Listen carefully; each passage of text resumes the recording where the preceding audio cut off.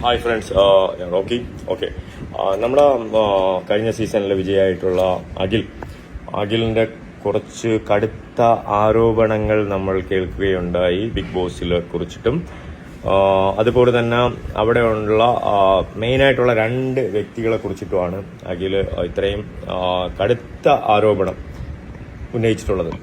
അതിൽ പല ആരോപണങ്ങളും ഉണ്ടായിട്ടുള്ളതിലും എനിക്ക് ഏറ്റവും കൂടുതൽ സ്ട്രൈക്ക് ചെയ്തിട്ടുള്ളത് അഖിൽ പറഞ്ഞിട്ടുള്ള ഈ ഒരു പോയിന്റാണ്. കൊടുത്തു കയറിയ മത്സരാർത്ഥികൾ ഉണ്ട് കഴിഞ്ഞ സീസണിൽ. ആരാണ് ഈ ശമ്പളം ഈ രീതിയിൽ അവർക്ക് കൊടുത്തത്? അതിന്റെ ഷെയർ വാങ്ങി സ്ത്രീകളെ സ്വന്തം കാര്യങ്ങൾക്ക് ഉപയോഗിച്ചുകൊണ്ട്, മത്സരാർത്ഥികളെ സ്വന്തം കാര്യങ്ങൾക്ക് ഉപയോഗിച്ചുകൊണ്ട് ഇത്തരം നാറിയ പരിപാടികൾ കാണിക്കുന്ന അവന്മാരെ തുറന്നു കാണിക്കണം. അത് ഇമാതിരി പുഴുത്തു നാറിയ ഒരു ഷോ 50 ദിവസമായിട്ട് ഈ സമൂഹത്തിൽ ഈ ഷോ ഇത്രയേറെ നെഗറ്റീവായി പൊക്കോണ്ടിരിക്കുമ്പോഴും മോഹൻലാലിനെ പോലും പറഞ്ഞു പറ്റിച്ച് ഇതെന്തോ മഹത്തരമാണെന്ന് കാണിച്ച് വീഡിയോ ഇട്ടേക്കാണ് 50ാമത്തെ ദിവസം. നാണം കെട്ട് ഞാൻ രാവിലെ പറഞ്ഞു, അതായത് ഈ വെറും പാപ്പരാസികളുടെ സ്വഭാവമുണ്ട്, അല്ലെന്നുണ്ടെങ്കിൽ റീച്ചിന് വേണ്ടിയിട്ടും കാശിന് വേണ്ടിയിട്ടും ചെയ്യുന്ന ചില നാറിയ മാധ്യമ പ്രവർത്തകരുണ്ട്.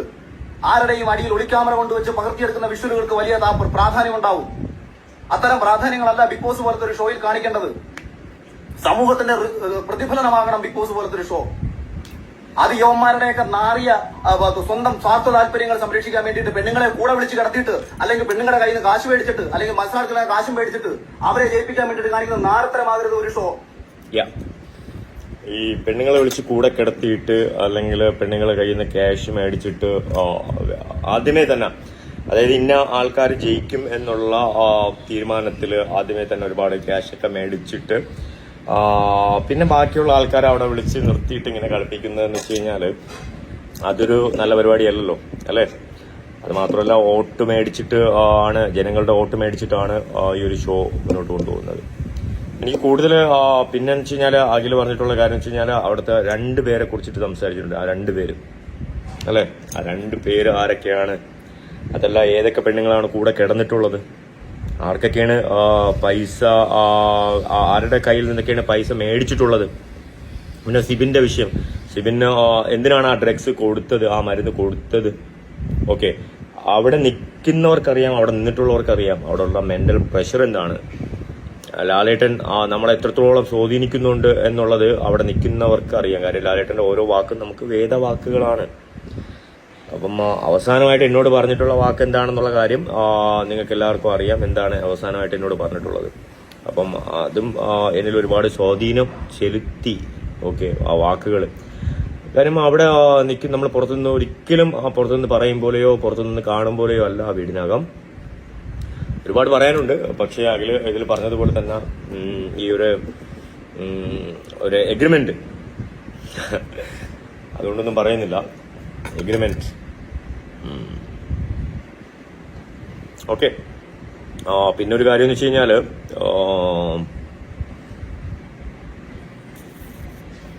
കാണാം, അല്ലേ? ഈ ഒരു ഷോയില് സത്യം പറഞ്ഞാല് ഇറങ്ങിയതിന് ശേഷം വന്നിട്ട് ഒരുപാട് ആൾക്കാരുടെ സപ്പോർട്ടും കാര്യങ്ങളും, അല്ലെങ്കിൽ തിരിച്ചു വരണം, തിരിച്ചു പോകണം, തിരിച്ച് നിൽക്കണമെന്നൊക്കെ പറഞ്ഞപ്പോഴത്തേക്കും എനിക്കും തോന്നി തിരിച്ചു വരണം, തിരിച്ച് വന്നാൽ കൊള്ളാം, തിരിച്ച് നിന്നാൽ കൊള്ളാം. കാരണം ഇത്രയും പബ്ലിക്കലി ഇത്രയും ഒരു സ്വീകാര്യതയുള്ള ഒരു ഷോയിലല്ലേ, അതിൽ പബ്ലിക് ആഗ്രഹിക്കുന്ന രീതിയിൽ വീണ്ടും തിരിച്ചു പോകണമെന്നുണ്ടെങ്കിൽ ഞാൻ റെഡിയാണെന്നാണ് ഞാൻ പറഞ്ഞത്. പക്ഷേ എങ്കിൽ സത്യം പറഞ്ഞു കഴിഞ്ഞാൽ ഈ ഒരു അഖിലിന്റെ ഈ ഒരു ലൈവ് കണ്ടതിന് ശേഷം വന്നിട്ട് ഇതൊക്കെ നമുക്ക് എല്ലാവർക്കും പറയാനുള്ള കാര്യങ്ങൾ തന്നെയാണ് അഖിൽ വെട്ടി തുറന്ന് പറഞ്ഞത്. എല്ലാ ആൾക്കാർക്കും പറയാനുള്ള കാര്യങ്ങൾ തന്നെയാണ്. അതുകൊണ്ട് തന്നെ ഞാനൊരു കാര്യം തീരുമാനിച്ചതെന്ന് വെച്ച് കഴിഞ്ഞാൽ, ഇനി വിളിച്ചാലും ഞാൻ പോകുന്നില്ല എന്ന് ഞാൻ തീരുമാനിച്ചു. ഞാൻ ഈ ഒരു ഷോ സംബന്ധിച്ചിട്ടുള്ള കാര്യങ്ങളോ അല്ലെങ്കിൽ സംസാരങ്ങളോ ഒക്കെ ഞാൻ ഇന്നത്തോടു കൂടി ഇവിടെ വെച്ച് നിർത്തണമെന്നാണ് തന്നെയാണ് എൻ്റെ ആഗ്രഹം. പിന്നെ ഇതുപോലുള്ള എന്തെങ്കിലുമൊക്കെ വലിയ പ്രശ്നങ്ങളുണ്ടെങ്കിൽ മാത്രം സംസാരിക്കാം. അതർവൈസ് അതിനകത്ത് നടക്കുന്ന കാര്യങ്ങളോ അതിനകത്തുള്ള കാര്യങ്ങളെ കുറിച്ചിട്ടൊന്നും സംസാരിച്ച് എൻ്റെ സമയവും നിങ്ങളുടെ സമയവും ഒക്കെ നഷ്ടപ്പെടുത്താൻ വേണ്ടി ഞാൻ ആഗ്രഹിക്കുന്നില്ല. പിന്നെ ആരോപണം കടുത്ത ആരോപണമാണ്. കാര്യം പെണ്ണുങ്ങളെ വിളിച്ച് കൂടെ കിടത്തി എന്നൊക്കെയുള്ള ആരോപണമാണ്. 2 പേർക്കെതിരെയാണ് ആരോപണം നടത്തിയിരിക്കുന്നത്. അപ്പം അത് എന്തായിരുന്നാലും ആൾക്കാർക്ക് അറിയണം ആരാണ്, എന്താണ്, എങ്ങനെയാണ്, എവിടെ വെച്ചാണ്, എപ്പോഴാണെന്നുള്ള സംഭവമൊക്കെ അതിലിഞ്ഞി വെളിപ്പെടുത്തുമെന്ന് പ്രതീക്ഷിക്കുന്നു. അപ്പം ജനങ്ങൾക്ക് വേണ്ടി ജനങ്ങൾ തെരഞ്ഞെടുത്ത് ജനങ്ങൾ നിർത്തുന്ന മത്സരാർത്ഥികൾ, ജനങ്ങൾ ജയിച്ചു വരുന്ന ആൾക്കാർ എന്നൊക്കെ ഉള്ള ഒരു കോൺസെപ്റ്റാണ് ബിഗ് ബോസ്. അത് തന്നെയാണ് എല്ലാവരുടെയും വിശ്വാസം. അതിനെതിരെയുള്ള ഒരു സംസാരമായിട്ടാണ്, അല്ലെങ്കിൽ അതിനെതിരെ ഉള്ളൊരു പൊളിച്ചെഴുതലായിട്ടാണ് അഖിലിന്റെ ഇപ്പോഴുള്ള ഈ ഒരു ലൈവ്. അതിൽ എത്രത്തോളം പിന്നെ സ്വീകാര്യതയുണ്ട്, അല്ലെങ്കിൽ എത്രത്തോളം അതിൽ സത്യസന്ധത ഉണ്ട് അഖിൽ പറഞ്ഞത് ആരെക്കുറിച്ചാണ് എന്നുള്ളത് കൂടെ അഖിലൊന്ന് വെളിപ്പെടുത്തിയാൽ കൊള്ളാമെന്നുണ്ട്. എല്ലാ കാര്യങ്ങളും വെട്ടിത്തുറന്ന് പറയുന്ന ആളാണല്ലോ അഖിൽ, അല്ലേ? അഖിൽ ഇപ്പൊ തന്നെ പറഞ്ഞല്ലോ, എനിക്ക് പേടിയൊന്നുമില്ല, ഞാൻ എല്ലാം വെട്ടിത്തുറന്ന് പറയും. ഇപ്പൊ അഖിലിന് എഗ്രിമെന്റ് ഇല്ല, റോക്കിക്ക് എഗ്രിമെന്റ് ഉണ്ട്, എല്ലാം വെട്ടിത്തുറന്ന് പറയാൻ പറ്റത്തില്ല. പക്ഷെ അഖിലിന് എഗ്രിമെന്റ് ഇല്ല. അപ്പൊ അഖിലിന് എല്ലാം വെട്ടിത്തുറന്ന് പറയാം. അങ്ങനെയാണെങ്കിൽ പേടിയില്ലാത്ത അഖില് ഇതൊക്കെ ഒന്ന് വെട്ടിത്തുറന്ന് പറയണം ആരാണെന്നുള്ളത്. അഖിൽ നേരത്തെ തന്നെ പറഞ്ഞല്ലോ, അവിടെ ഇവിടെ തൊടാതെയൊക്കെ സംസാരിക്കുന്ന ആളല്ല അഖിലെന്ന്. എന്നാ അഖിലൊന്ന് വെട്ടിത്തുറന്ന് പറ ഇതാരാണെന്ന്. ഒരാളുടെ പേരെങ്കിലും പറ അഖിൽ, ധൈര്യം ഉണ്ടെങ്കിൽ ഒരാളുടെ പേര്. പറയുമ്പോ എല്ലാം പറയണമല്ലോ. ആ ഒരാളുടെ പേര് പറ അഖിലിപ്പോ ഇത്രയും വലിയ ആരോപണമാണ് ഉന്നയിച്ചത്. പെണ്ണുങ്ങളെ വിളിച്ച് കൂടെ കിടത്തി അവിടെ കഴിഞ്ഞ് ക്യാഷ് മേടിച്ചു ആൾക്കാർ. അത് മാനിപ്പുലേഷൻ അല്ലേ, അത്രയും വലിയ പറ്റിക്കലല്ലേ. അപ്പം ആ പറ്റിക്കലല്ലേ ഇപ്പോഴും ആൾക്കാർ നിൽക്കുന്നത്. ഇത്രയും മലയാളികൾക്ക് വേണ്ടിയാണ് സംസാരിച്ചത്, ജനങ്ങൾക്ക് വേണ്ടിയാണ് സംസാരിച്ചതെന്ന് ഇപ്പൊ അഖില് പറഞ്ഞല്ലോ. അപ്പം അഖില് അത് ജനങ്ങൾക്ക് വേണ്ടിയാണ് സംസാരിച്ചെങ്കിൽ അത് തുറന്ന് സംസാരിക്കുക.